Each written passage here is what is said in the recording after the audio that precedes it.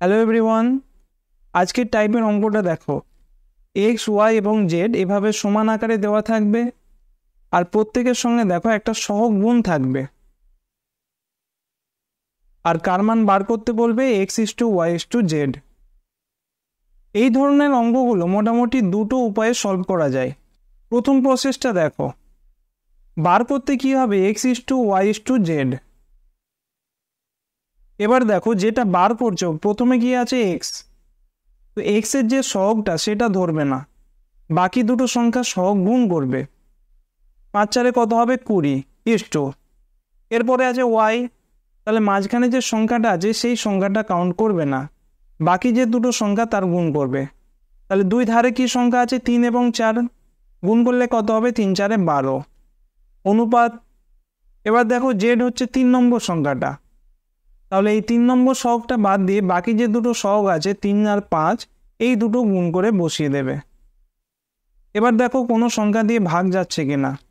20 12 এবং 15 আছে, 2 দিয়েও যাবে না 3 দিয়েও যাবে না, সুতরাং এটাই হবে কারেক্ট অ্যান্সার। চারটে অপশান দেখো, অপশান ডিতে দেখতে পাচ্ছ 20 12 15 আছে, এটাই হবে সঠিক উত্তর। তো এটা প্রথম প্রসেস। দ্বিতীয় প্রসেস কি করবে, সেটা হচ্ছে ওটি মেথড, অর্থাৎ অপশন টেস্ট মেথড। কিভাবে দেখো, তোমাকে কন্ডিশন কি দিয়েছে 3x সমান 5y সমান 4z, আর অপশনগুলোতে কার মান দেওয়া আছে x is to Y is to Z. তাহলে দেখো 3 সঙ্গে x এর গুণফল, 5 এর সঙ্গে y এর গুণফল, আর 4 এর সঙ্গে z এর গুণফল, এই তিনটে গুণফল কিন্তু সমান হবে। এবার এই যে চারটে অপশন আছে এক এক করে তোমাদের টেস্ট করতে হবে। যারা প্রথমে মেথডটা দেখছো মনে হতে পারে সময় বেশি লাগছে, কিন্তু বারবার প্র্যাকটিস করলে তোমরা চারটে অপশন দেখে সঙ্গে সঙ্গেই বুঝতে পারবে যে কোনটা সঠিক উত্তর হবে। যেমন দেখো আমি এক এক করে চেক করছি। প্রথমে অপশান এ এক্স এর মান কি আছে এখানে 9, তাহলে 3x এর মান কত হবে 3 9 27। তারপরে কি আছে 12, 5 12 কত 60, তাহলে এটার কাউন্ট করব না। নেক্সট কি আছে option B 8 is to 5 is to 3। প্রথমে দেখো এক্স এর মান আছে 8, তাহলে 3x এর মান কত 3 8 24।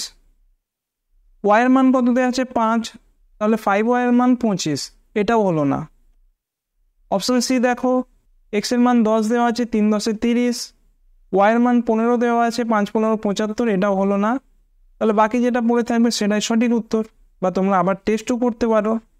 20 আছে, এক্স এর মান 3 20 হবে 60, ওয়াইয়ের মান আছে 12, তাহলে 5y এর মান কত হবে 5 12 60, জেড এর মান কত আছে 15, তাহলে 4z এর মান কত হবে 4 15 60। দেখে করা যাচ্ছে। আরও একটা উদাহরণ দেখো।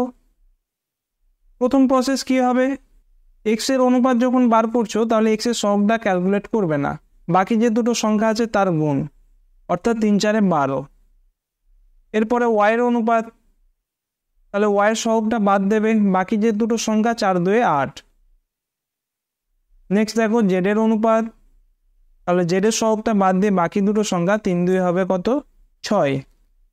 এবার 2 দিয়ে কাটাকুটি করো, 2 6 12, 2 4 8 এবং 3 2 6, এটাকে আর ভাঙবে না। চারটে অপশন দেখো, অপশন এ হবে সঠিক উত্তর।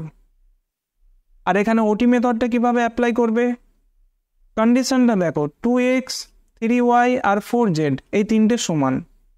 অপশন কি কি দেওয়া আছে এক্স এর মান, ওয়াই এর মান এবং জেড এর মান।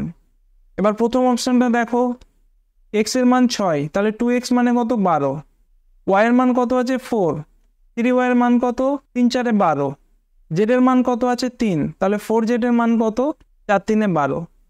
তাহলে ওটি মেথডটা অ্যাপ্লাই করলেও দেখে অ্যান্সার করতে পারতে।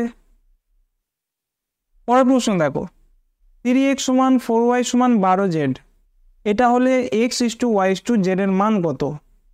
এটা নিজেরা করো, খাতা পেন ছাড়া করতে পারছো কিনা কমেন্ট সেকশানে জানিও। পরের ক্লাসে আরও একটি ইম্পর্টেন্ট টাইপের অঙ্ক নিয়ে আলোচনা করব। Thank you.